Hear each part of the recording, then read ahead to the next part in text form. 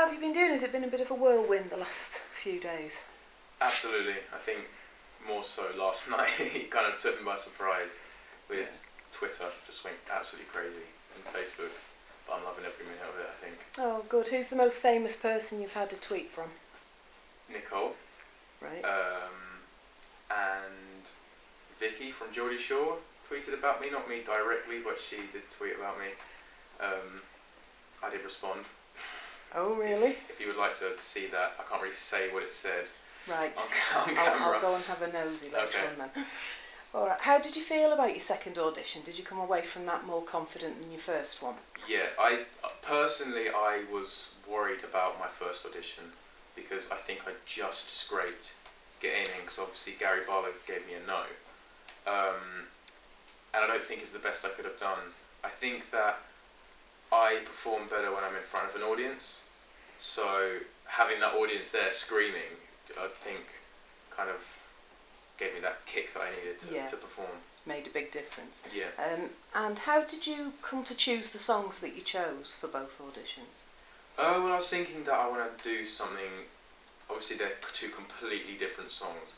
Perfect by Pink, acoustic version, and then Hero by Enrique Iglesias.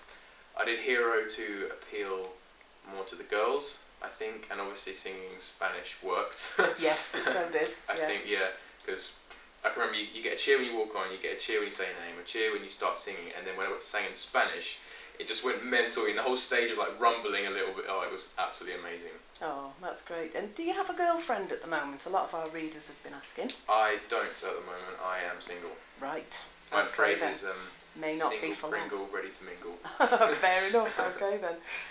And were you pleased with what Gary had to say after your second audition? Oh, absolutely, because he was the one who I was most worried about. Yeah. Obviously giving me a no, and I actually went up to him and shook his hand and said, "I'm going to prove you wrong." That may sound a bit cocky, but I was determined to get a yes from Gary, and he said, "Make sure you do," and I think I did. He gave me a yes. Great.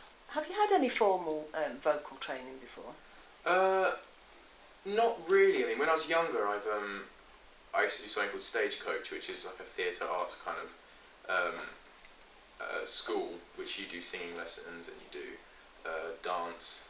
God, that was not my best, not my best, and drama. So, and I think that's why Gary said you have one foot in theatreland, because I had only been trained to sing in theatres and in performances, never really in like a pop kind of scenario. So that was hard to develop my singing to impress him, I think. Right. And if you do get through to the live shows, are you sort of dreading the dance aspect of it, or are you going to give it a good go? I'll give it a good go, I mean, because it's going to be something really odd at first. I mean, dancing, I only dance in my room, I don't dance in front of people, but then dancing in front of, I don't know how many people watch the X Factor, a couple of million. And then there'll obviously be some snapshot of me putting a horrible face like that, or I can just see it coming. But I think I'll just give it a good go. Lots of practice. Right. And what sort of genre of music do you particularly like, just to listen to, but also to sing? Any really. I mean,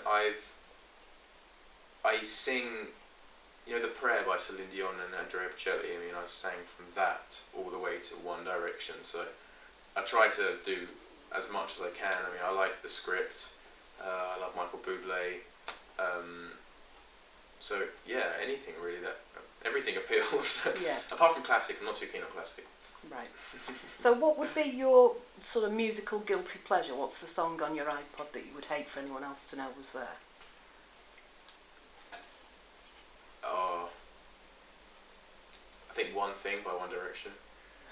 And they played it as a background music on my audition. I was like, oh my god, they found out.